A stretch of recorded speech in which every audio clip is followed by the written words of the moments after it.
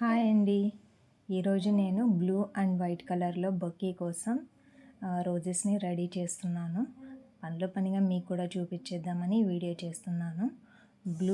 Blue రిబ్బన్ని తీసుకొని అన్నీ ఒకే సైజెస్లో cut చేసుకొని వాటి ఎడ్జెస్ని కాల్చుకోవాలి, ఇలాగా చూపిస్తున్న విధంగా.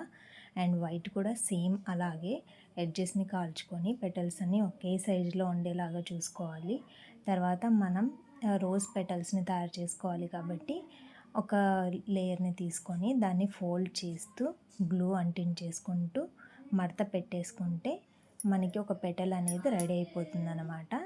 సేమ్ అన్నీ అలాగే 1 by 1, ఎందుకంటే ఈక్వల్ సైజులో మనం కట్ చేసుకున్నాం కాబట్టి పెటల్స్ అన్నీ కూడా ఈక్వల్ సైజులోనే వచ్చేస్తాయి అన్నమాట. కొంచెం ఎక్కువ తక్కువగా కట్ చేసుకుంటే పెటల్స్ చూడడానికి బాగుండవు, ఒకటి పెద్దగా ఒకటి చిన్నగా అలా వస్తుందన్నమాట. అందుకోసం అన్నీ ఈక్వల్ సైజులో కట్ చేసుకుంటే ఇలా చూడండి, ఇందాకది సేమ్ ఇప్పుడు సేమ్ చూడండి, అన్నీ ఒకేలా ఉన్నాయి.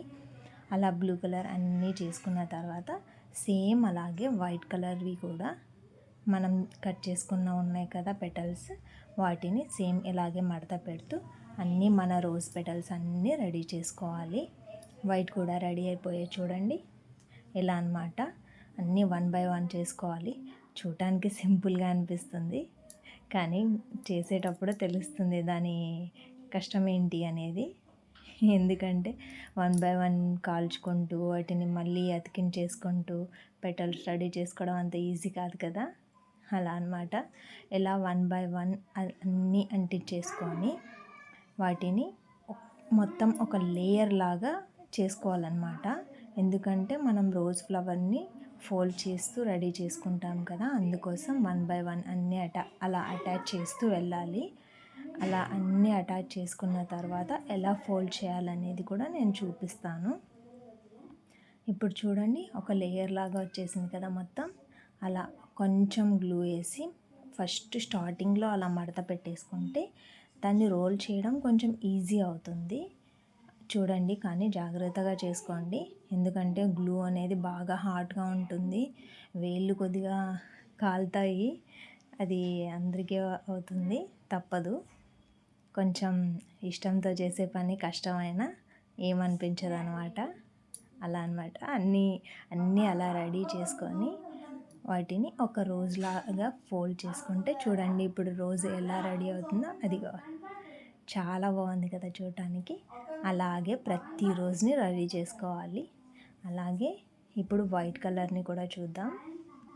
సో వైట్ కలర్ కూడా ఇలాగే మొత్తం అంతా ఫోల్డ్ చేస్తూ గ్లూ అంటించేసుకొని ఫోల్డ్ చేస్తూ వెళ్ళాలి నిదానంగా.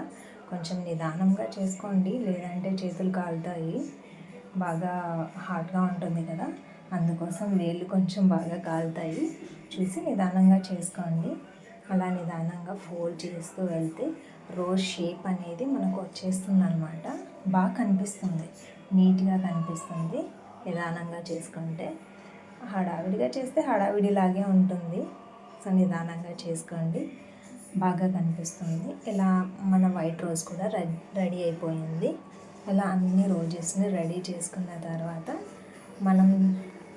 నేను వైట్ వచ్చేసి ఒక 6 చేశాను, అంటే మీకు చూపించడం కోసం. బ్లూ కూడా అలాగే 6 చేశాను. తర్వాత నేను మళ్ళీ ఇంకా ఎక్కువే చేశాను, ఎందుకంటే బొకేకి 6 అంటే సరిపోవు కదా, అందుకోసం ఎక్కువే చేశాను. మీకు చూపించడం కోసం నేను లాంగ్ చేయకూడదు కదా, అందుకోసం సింపుల్గా చేసి చూపించా. ఫైనల్గా ఇలా అవుతుందన్నమాట బొకే. మన బొకే రెడీ. Thank you.